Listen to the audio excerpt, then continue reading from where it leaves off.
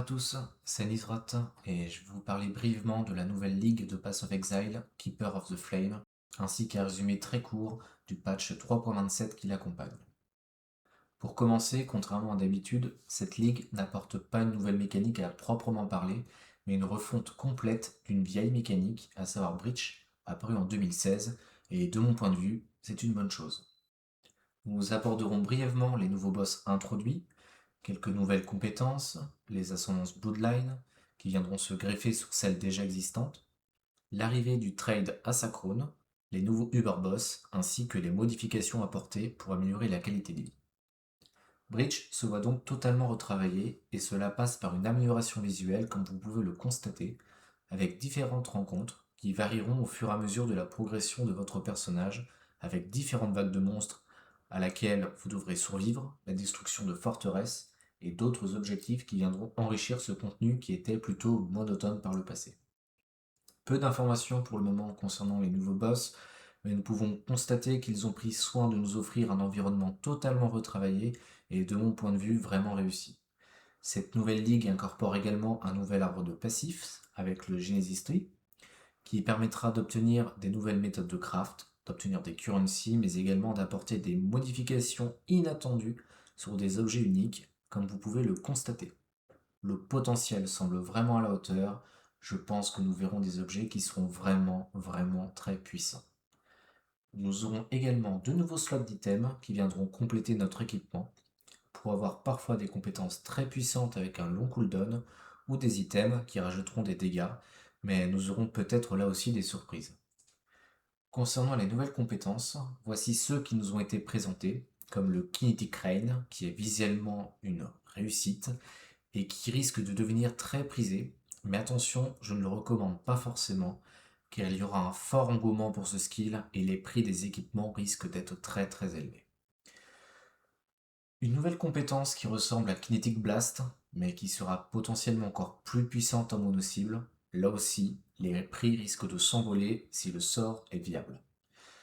Nous aurons aussi droit à une nouvelle compétence pour les archers qui ressemble à la compétence Explosive Arrow.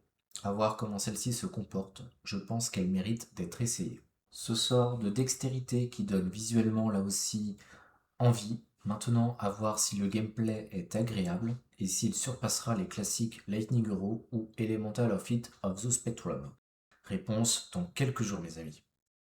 Et pour finir, quelques petites support gems qui permettront de diversifier encore plus nos builds et qui, je suis sûr, trouveront une place dans la méta. Quoi qu'il en soit, nous aborderons ce sujet dans une prochaine vidéo.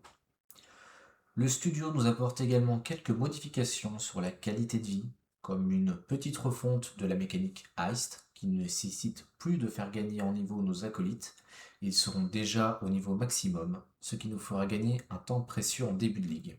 La possibilité d'enlever tous nos points d'arbre d'Atlas d'un seul coup, et ça, croyez-moi, c'est un changement que j'attendais beaucoup, car cela était long et fastidieux.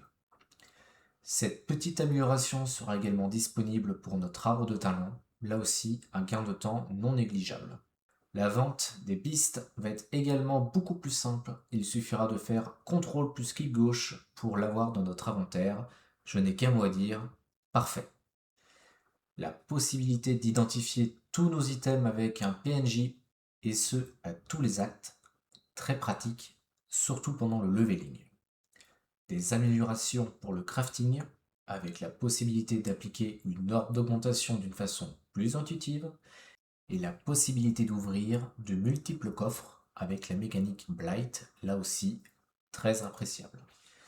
Comme si cela ne suffisait pas, la possibilité de désenchanter des équipements, les missions de Kirak qui sont maintenant facilement différenciables avec un petit pictogramme correspondant à la mécanique que vous voulez faire, une nouvelle manière d'ouvrir ces stacked deck, soit avec un contrôle clic droit ou contrôle majuscule plus clic droit pour l'avoir directement au sol.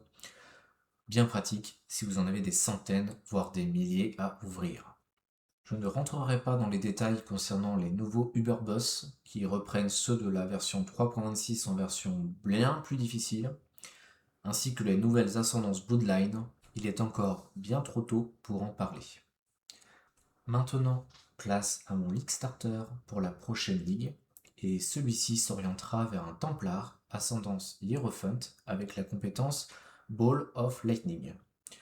Celui-ci est très résistant, propose un gameplay dynamique, comme vous pouvez le constater, et est très agréable à jouer. Je l'ai testé lors de la saison dernière, il est incroyable. Ceci est un exemple sur une map T16, il n'a aucun mal à faire tomber les Uberboss, c'est une valeur sûre, vous pouvez me croire.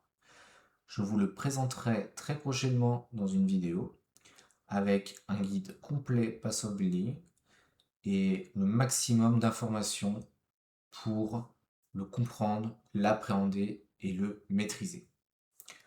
Vous me retrouverez très prochainement sur Twitch pour la sortie de la ligue et n'hésitez pas à me dire dans les commentaires votre ligue start. Je vous dis à très bientôt. Ciao!